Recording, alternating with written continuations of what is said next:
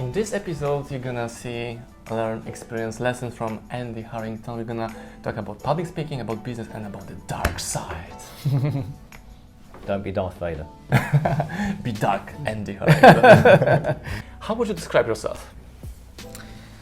Well, I guess I'm just like an ordinary person, really. I don't really think of myself as anything other than just, little old Andy Harrington, I suppose. And having said that, I get the chance to travel around the world, speak alongside who I consider to be amazing people, the Tony Robbins, Richard Bransons, and, Nick Vujicic of these world, and the, Steve Wozniak, co-founder of Apple. So I get along, but and there's only one reason for that. It's I've just mastered one thing, really, which just luckily happens to be the big in thing now, which is content. How to create content. Primarily for me, speaking on a stage is what it's always been, a platform. Of course, today those platforms are different. We've got this platform here, so there's digital platforms as well now, isn't it? So with entrepreneurship today being so much more popular than it was even 10 years ago. Now it's much more sexy, right? Yeah. Like people want to become entrepreneur. I think so, and I if I think about why that might be, I think it really is just, generically speaking, the internet, and now more specifically social media, that levels the playing field, because before, it took such a massive investment to get started in business in the first place, premises, products, middleman, etc. Now all that, of course, is gone. The gatekeepers have kind of disappeared. But of course the challenge is the gatekeepers now are still the gatekeeper in people's head. They're still preventing them from getting out there. So I guess the challenge for most people now is that because it's a double-edged sword, it's the barrier to entry is so much easier to get started and get in, but obviously now that means everyone can get in. So, but not everyone actually are doing it, right? No, and correct. And most people kind of get in, they sort of say they are an entrepreneur, but really what that means is, I haven't got a job, or I'm kind of wantrepreneur sort of thing, and that's not kind of the same thing. So I cannot find a job, so it means I'm an entrepreneur, right? I mean, that's good in one way. If you're unemployable, I mean, that's in one way good, isn't it? Because it means you've got no other options. But I think a lot of people are playing around the edge because say you've got a business, but unless it's generating revenue for you that you don't have to do anything else, or be supported by anyone else. Your partner, the government, etc., not really in business. So for me, it's helping people to produce that content, but not just for content's sake, for visibility, but actually how to do it in a way that makes you money, because you provide a service to solve a or multiple problems for people or businesses, but you use content as a way to drive people to get to know about you and sell them at the same time as well. So it's about giving value for the people, answering their questions, giving them videos, podcasts, and so on, that they can understand the real problem, find some answers, and then if they are willing to pay for your service, you are letting them to pay, right? Precisely, yeah. In essence, every step of the way, every touch point you have with a client, whatever that touch point is, should add value. And for me, there's three ways to add value to people that make your touch points interesting and engaging, keyword. And those are, they either educate the client in some way, they teach something valuable that they didn't know to give them a little edge. They entertain them because you make them laugh. Yeah. Or you emotionally connect with them in some way. So those are three cores. If any content you produce doesn't do those three things, you need to look at that content again and find a way to add that in. Because if all you're doing is saying, hey, look at me, buy my stuff, you'll be quite disappointed with the results that produces, I think. So that's the key. I have a friend, he's a great YouTuber, but he's a pranker. He's doing different pranks. Yeah. And his audience like massive, like 1 million hits per video. Yes. But he cannot sell. Yeah. So what kind of advice would you give him? Like what he should change in his doing business or being online? He has like a huge, massive audience. 1 million of hits per each video. But he's not earning as much as he could. All right, so firstly, he's got attention. Yeah. And he's got attention via one of those E's, which is entertainment. Yeah. So from an entertainment point of view, the way to if he only wants to remain entertainment, then to monetize that, he'll need to get a show and put a show together and charge people to see that show. So take that show. Premium content, right? Yes. That's for free on the YouTube, but there's a show that I don't mean that. I actually mean live, because the best way to monetize entertainment is to get people to experience a live show of some kind. So he needs to put his live show on. Like live event. A live Sort of event. Conference. Yeah, like a 2-hour entertainment thing where, because he's done stunts and he's done pranks and stuff. But I mean, there's a guy actually interesting. You may or may not be aware. I don't know if your audience is primarily Polish. I guess maybe, I don't know, or international. My audience is smart, so I'm sure they watch consume in English as well. Yeah, of course. So in the UK, we have a famous comedian called Michael McIntyre, and he's been a stand-up comedian, but he's gone beyond that now. He's got his own show. Right? He isn't just a stand-up comedian, he's got his own show. And one of the things he effectively does a prank. So he gets a famous person along to the show, and he takes their phone and he comes up with some weird and wonderful message and sends to all. And then over the course of the... and it's like some really like outlandish... And of course, if you think about your contacts... If you had a generic one message, which is like really outlandish, and you send to everyone as if it's you, because it's sent as if it's you, and what happens is you get some really just amazing responses back, and of course you just like the show goes on, and he does some other pranky kind of stuff or whatever, and then obviously at some point 2 or 3 times they come back to celebrities. Let's have a look at the responses and read them out, and it's just funny. So that's another example there of entertainment being turned into something that's an event. Mm-hmm. That's the key. Because to monetize that attention, entertainment, you've got to turn whatever he's doing, just little bits here and there, into an event that people want to come to and be part of. So that's one way. The other way is to educate people how to do entertainment. So if he's really good at, if he could take out of his head how to prank people the creativity that he comes up with to create those pranks, he could even monetize that, couldn't he? And teach other people the creative process of coming up with pranks. What is the mechanic? Because some pranks work well, some don't. So what's the formula? Sauce, exactly. Right? What's the secret sauce to that? He obviously knows it. Now he may be unaware of it because maybe it's just good enough to figure it out. But if he could figure out there was a process, he could potentially teach that. Now I don't know, what the value of that is. I don't know, but that's one way you could do it.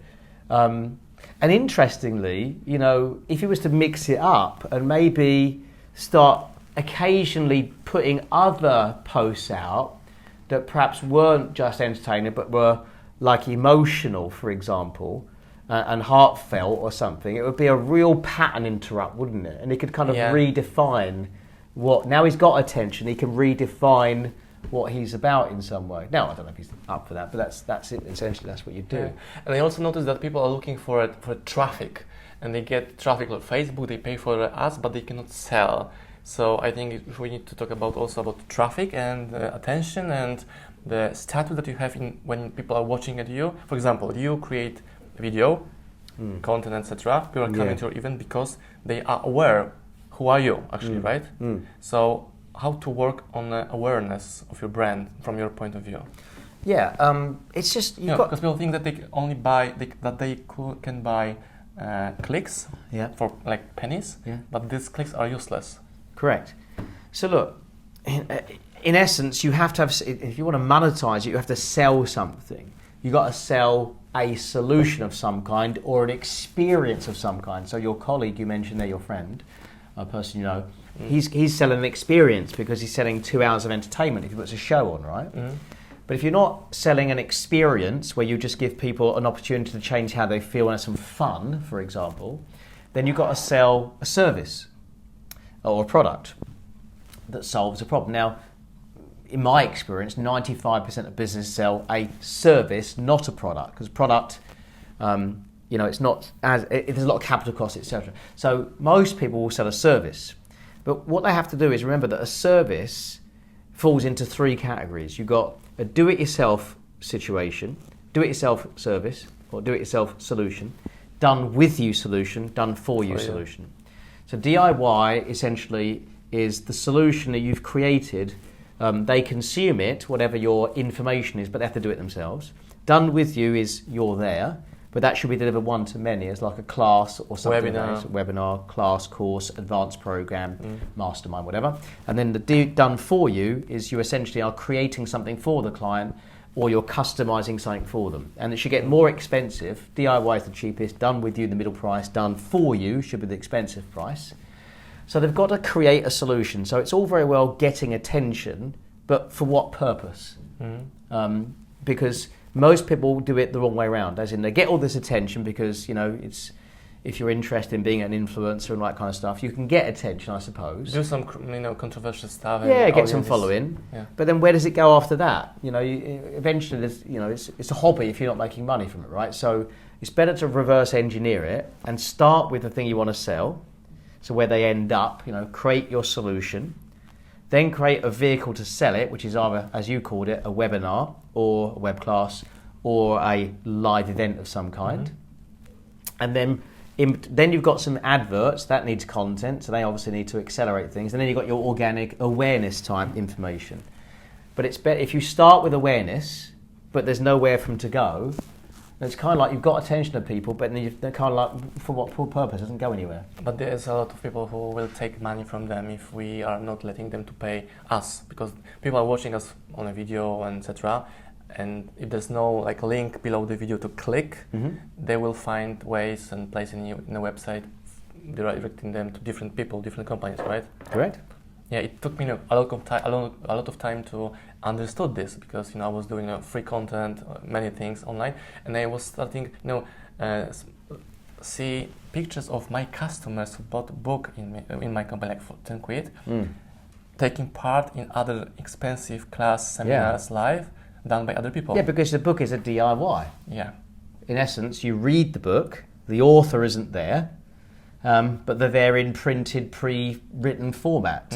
And that is a great tool, but then any of the information in the book, the person has to then do it themselves to act upon it. The author's not going to hand-hold you. But most people who read the book, most people won't do anything with the book. I mean, nothing. Yeah. Even to the point, and you'll know this is true, probably even yourself, is that some books will obviously, as they're how-to books, in a chapter they'll have the thing that says, okay, now here's the exercise.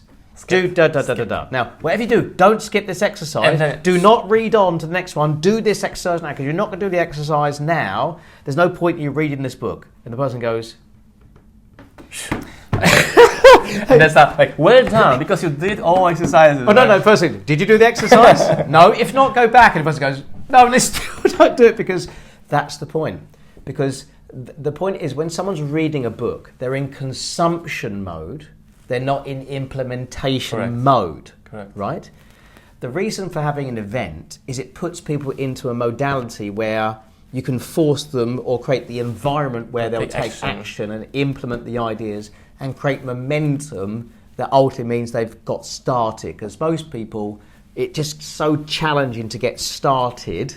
There's such inertia over starting. If an event, and that's the point, is if you sell an event, it should include those exercises that they didn't do. It should include those. But crucially, the exercise should include a facilitator who can watch the exercise, comment upon the exercise, support the exercise, or give feedback on the exercise. Push. So it's not blind leading the blind, it's actually someone helping that exercise have a result of excellence about it. And that's what an advanced course should be. It shouldn't be just more information, because I always say information for free, implementation for fee. So you've got to include something that gets people into the process of doing, in essence.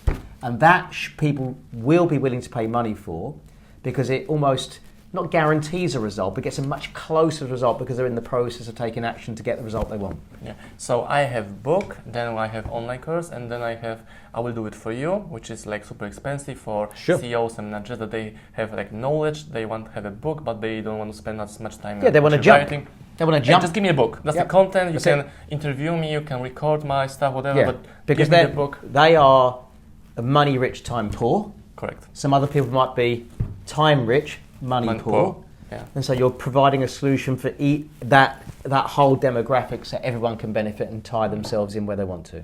Yesterday you said a couple of times that most of people are underpriced. Yep. Can you tell a bit more about this idea? Yeah, because the majority of folks that provide a service, they're going to provide that service themselves. Mm-hmm. It's rare for someone to organise, from the word go, an organisation that has other people providing that service. It's normally a one-person operation supported by maybe one or two other people who do admin, and obviously that normally is outsourced anyway.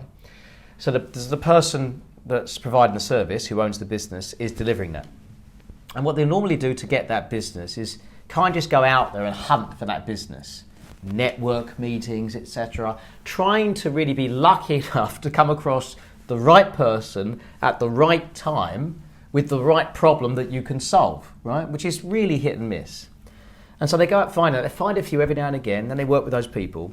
But what they're not doing is they're not creating anything that raises their profile and their positioning such that ultimately people come to them when they've got a problem, rather than them having to go to that person and sell themselves to them. It's almost the other way around. The other person has to sell themselves to you. It's like a push-pull strategy, right? Right, exactly. So the push obviously is the traditional way. Go out hunting for it. The pull is they come to you because you attract them because, well, as we just said, the way to attract them now is through content on social media, and that's the attraction strategy. So the reason they're undercharging is because they've got no positioning.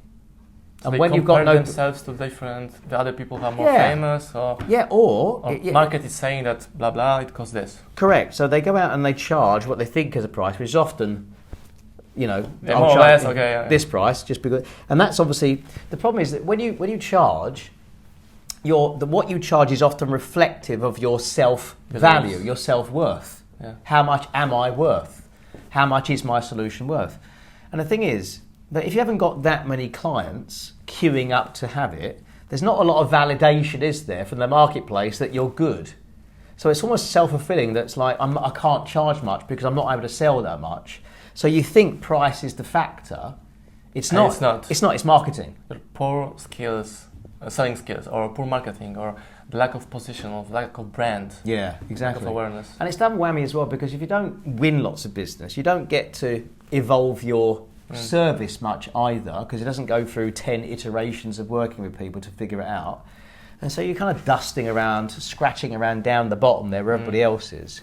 So what people have to do is figure out, okay, if I know what my area of expertise is going to be, and I know who my typical client is going to be, how do I create content that speaks into that? Speaks into their problem in a way that makes them realise that I understand their problem. Because that's the key, is you'll gravitate to people who you think completely understand the problem that you're going through, either because they've been through it themselves, or they've been closely associated to somebody who's gone through it, or they've worked with enough people who've gone through it, so they've got a solution for it. And you talk into that problem, the other person goes, wow, they're talking about me. And that's the content. And then if you could start suggesting that you've got, ways and tips around it, that's what your content is. And eventually, at some point when that person crosses a pain threshold, at a point now, well, okay, I really kind of need a solution now, you become the automatic choice. It's trust. It's already built already. So it makes the transaction, at the point now where the person's ready to buy, there's so much less friction in the sale, because all of that trust, credibility, authority is already built. And putting out content makes you like micro-celebrity. And for me, like a super strange feeling, because I'm working in a Warsaw, Krakow, whatever, and strange people are stopping me, saying, "Hey, thank you for that video. Oh, yes. Can I take a selfie?" That's right. And those moments when I understand, like, this shit is real. Yeah. The phone is the new television. Mm-hmm. The first screen, or the screen that most people look at every day now, is not the television. Maybe days go by, I'm sure some people don't even have a television now, but there'll be certainly days in people who do have TV where they don't look at it. Don't switch it on, but their phone they've looked at 20 times today because it's full of content. And the thing that blown my mind yesterday, because you said it like many times, was you need to become producer, not consumer of the content. Yeah, exactly. Most people are scrolling. Yeah, and consuming content, which means you're gonna in essence, spend time and probably money if you get attracted to somebody else's stuff. There's nothing wrong with that. But equally, you've got to have at least as much creation of content because then you save time because you create it once and of course it works multiple times for you with multiple people because they all see it and view it. And you're probably going to make money, of course, if you're building a following that eventually becomes a customer. And it's funny thing because we are, advising people who are listening to us and watching the video that stop watching, start doing, right? But at the same time, we are, inviting them to watch our stuff. So where's the moment for them to actually stop watching and start doing? You know what I mean? It's like a strange question, but sometimes I see in the comments like, hey, you're saying I need to create video, but at the same time you're asking me to share the video that I'm just watching from you. Yeah, exactly. So if you look at you've just got to be very selective. Selective over the people's content you consume. So what I mean by that is don't just aimlessly, just browse through social media. Decide whose content you want to focus on. And the reason you want to focus on their content is either because you find it entertaining, and that's nothing wrong with that, you should be entertained and have fun, or they're ahead of the game where you are, and so you want to learn that. But if you're just watching random content delivered to on your newsfeed by what Facebook thinks is that you want to see, then you're at the whim of the algorithm, aren't you? So you want to decide whom you want to consume content from, and if you want to follow that person's pathway, then do so, but don't consume 25 people's different content because they're all doing a little bit of different things. They've all got a slightly different perspective, and frankly it becomes confusing because now what do I do, right? I'm overwhelmed. Follow 2 or 3 key people only and look at what they do. And I also try to sort the content, let's say video content, starting from the oldest one to see how they started and how they progress. And for me, that's much more valuable than looking at the last piece of content that they just put it. You know what I mean? Like I'm interested in they start, how they progress, because the place that they are now in this time, it's not going to be me like in a year or 2 or so. Yeah. So yes and no. I agree. From my perspective, is that it's good to see that person's history. Because what they're doing now might not be the next thing you do because you've got to go and implement the other steps. Correct. But just be careful also at the same time that you don't go back too far, that what that person did back there is not now obsolete and no longer works because everything's evolved. And that is the challenge for marketing specifically, is it's a fast moving field, and so you have to become an early adopter and jump in. But I'm sure that the video will be like live forever. So if you see, for example, if I watch your first video online, it will be much different than video from yesterday. Yeah. Because of your skill, your change, you are much more better in your field, right? Yeah, correct. So people are telling me, hey, I want to do the same kind of video as you are doing now. And I'm telling them, okay, but I did like 700 videos on my YouTube. There's like one tiny thing, there's a work behind it. Correct. But I do want to say one thing, and I don't wish to be disingenuous to anybody listening into this. But years ago, before the internet, right, before social media, we had, radio, television, newspapers, right, and there was a gatekeeper. But there's a reason why there was a gatekeeper, because the gatekeeper ensured quality.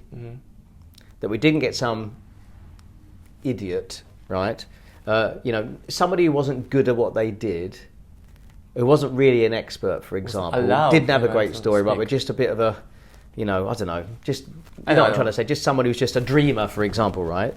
They never got anywhere near those things because the TV wouldn't want some foolish person being on there that had nothing about them, no X factor. Does that make sense? Yeah. So what I'm saying to people out there is, unless you fully believe that you have the X factor and you're not being deluded, right, but you do have an X factor about you. Now, the X factor can still be honed and refined, right? It can be turned into a skill, but the talent has to be there.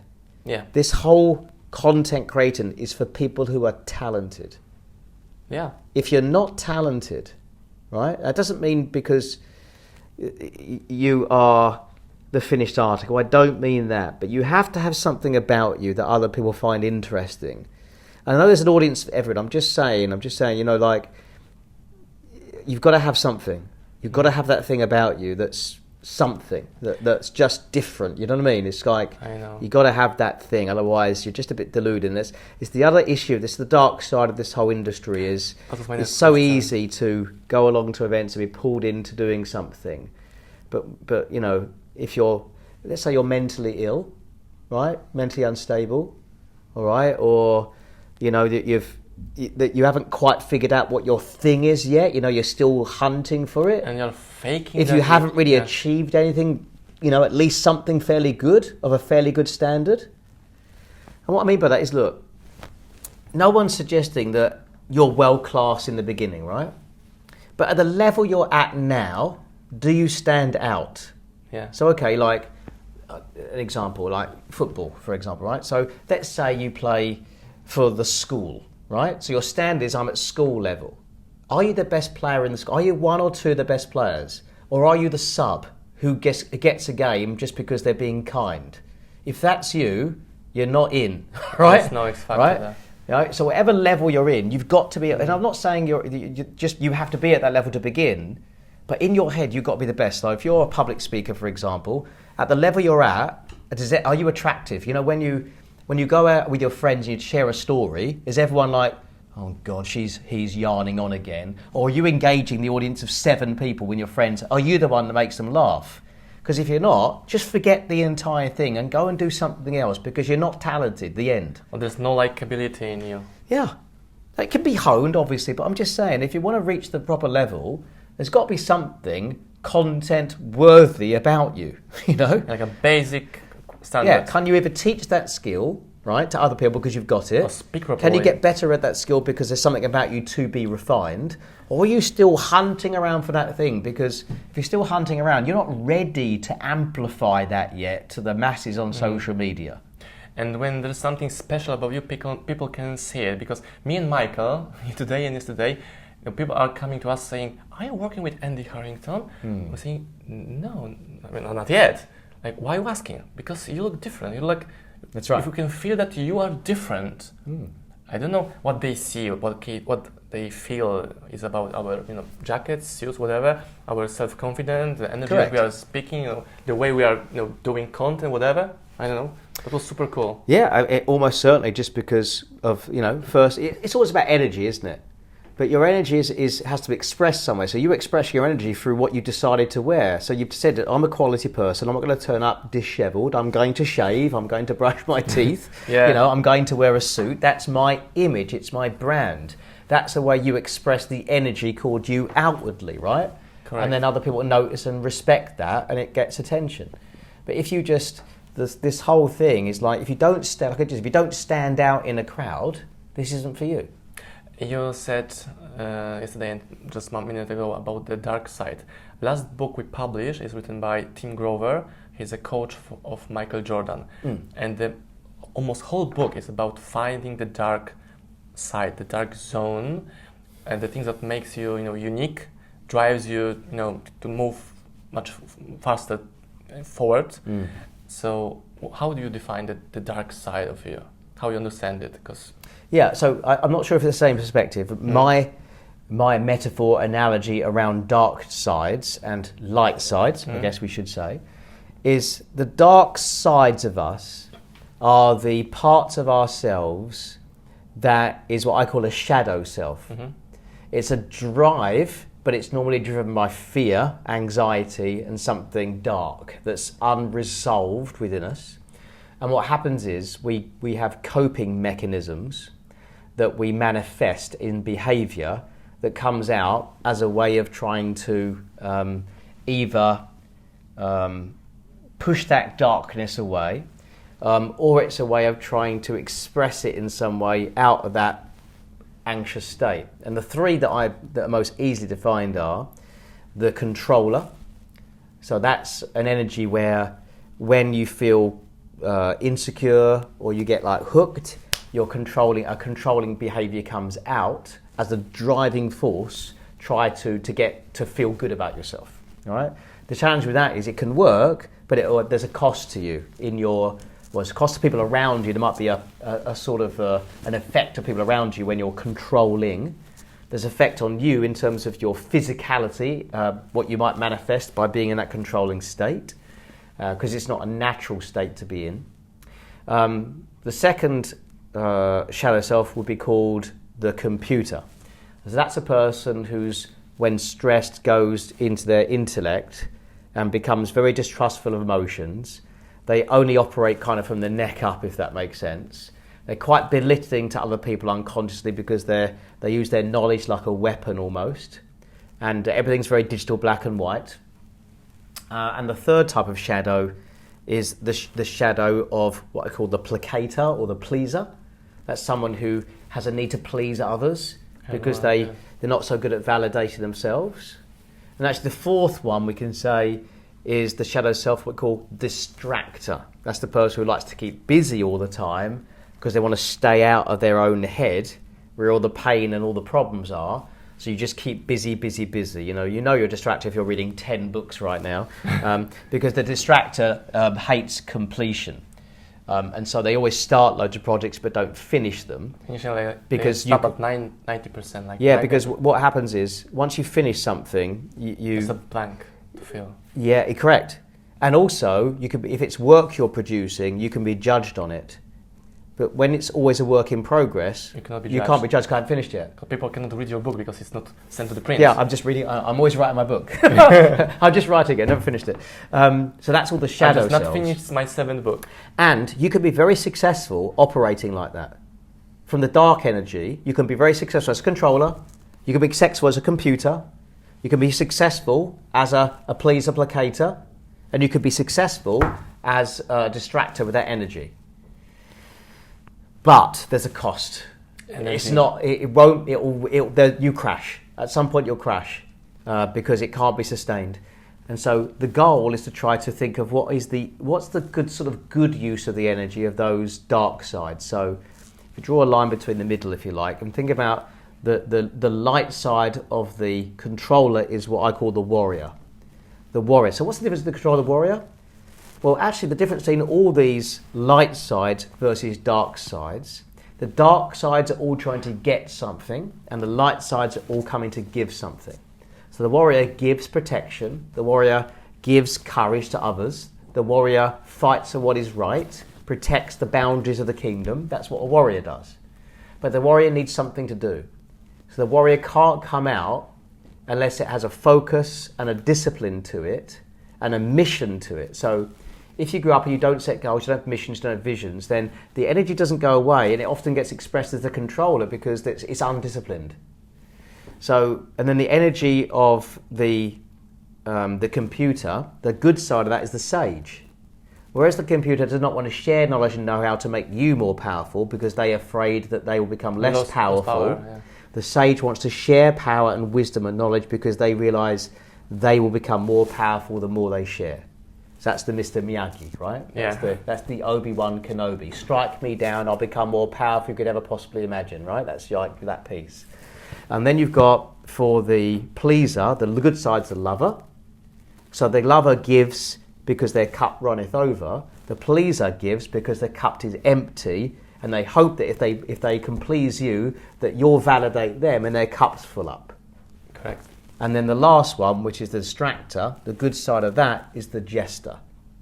And the jester's job in the court of king and queen was not only just to entertain, but the job was also to make fun of the king or queen, so the king or queen would have their feet on the ground. They could properly rule because they didn't get so dissociated from their subjects. And so the job of the jester is to take life lightly, to be spontaneous, to be fun, to be a kid again. Because if you do all of that other stuff but you don't have fun, what's the point? There is no point, because joy is one of the greatest satisfactions we can all have. We're born into wanting to play. Joy, fulfillment, right? Yeah, that's it. Why are you doing it all? Because you want life to be fun. Who wants all this money if you can't enjoy it and have fun? Who wants to have love if you can't enjoy it and have fun? Who wants to have a business if it's not fun? That's super dope. So, super dope. Yeah, so for me, it's about, and all of us will dip into our dark side every now and again. It doesn't go away. Yes. So our goal really is to try to strengthen our archetypes, our light sides, strengthen those so we have less hook into becoming the dark side.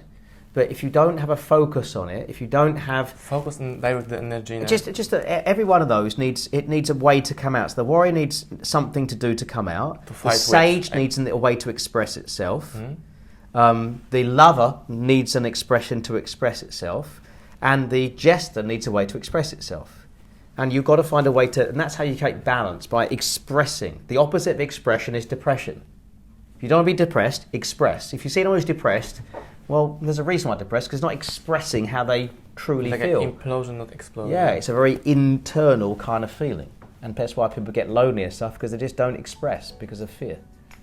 Thank you so much. It was very deep, concrete, and amazing content for Polish or English or worldwide watchers, readers, listeners. Yeah. Thank you so much. It's been an absolute pleasure. Always a pleasure to be friends with you, because you are Awesome. one of those people that stand out from the crowd. Thank you so much. All right, thanks. Cheers.